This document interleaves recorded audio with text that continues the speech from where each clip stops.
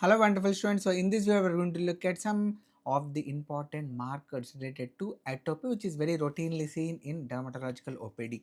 So first of all, you should know what does this term atopy means. It is the exaggerated IgE immune response to otherwise harmless environmental substances. So you should remember that there are four important types of markers. One is clinical markers, others are serological markers, immunological markers, and also genetic markers.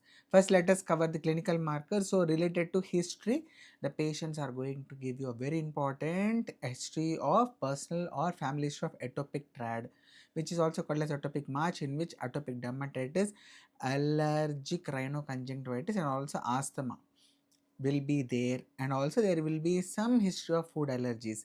The patients also can have some physical clues on examination, like for example, most important, Dennie-Morgan's folds. Okay, so these are the infraorbital lines which are going to be present in these patients, and you can see here the name Dr. Charles Clayton Denny is associated with so many other conditions also. You can pause the video and watch what are all the associations apart from the Dennie-Morgan's lines. Okay, next is we are going to have this white dermographism. Apart from this, the children are going to also have the allergic shiners, the inflammation, or we can say venous stasis periorbitally, and we can also see the hyperlinear palms, pityriasis alba, Hertoghe sign, madarosis, and also keratosis pilaris.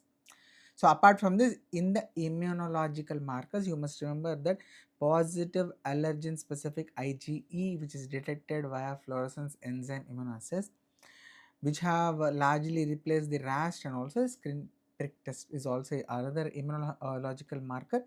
Apart from this, there's going to be T helper 2 predominance. So in the cytokines, there's going to be interleukin 4, 5, and 13, which are going to be elevated, interleukin 31, which is elevated, and also you can see TSLP, thymic stromal lymphopoietin, is also elevated, interleukin 25 and interleukin 33. Among these interleukins, can you identify which interleukin is having a drug associated which is used in the patients of atopic dermatitis? If you have understood this, post your answer in the comment section. And next we have this serum and hematological markers. So in that, there is going to be elevated levels of IgE and also peripheral blood eosinophilia, roughly correlates with the disease severity. Remember, dear students, though these investigations we are doing in the serum, remember the investigation of choice for atopic dermatitis to diagnose it is going to be the clinical examination. What is it criteria? If you remember that criteria's name, put it in the comment section. At the end, I will tell you.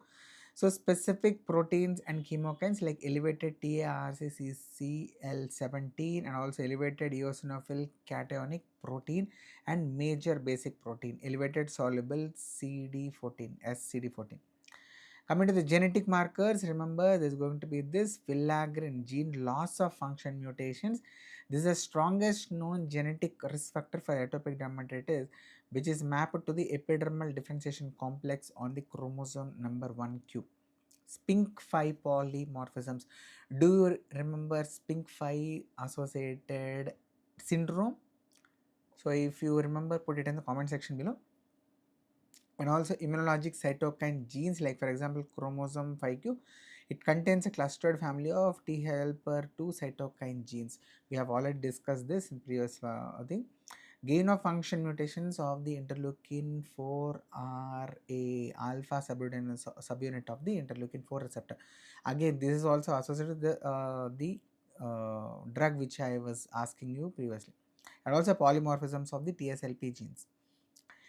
So like I have told you, what is it? SPINK5 associated syndrome? Yes, it is Netherton syndrome, and also of course atopic dermatitis. And what is it? Medication? Yes, it is Dupilumab. It is Dupilumab. We'll see about this in another video. So it is also useful in the prurigo nodularis also, which is a FD approved for the moderate to severe atopic dermatitis and also prurigo nodularis.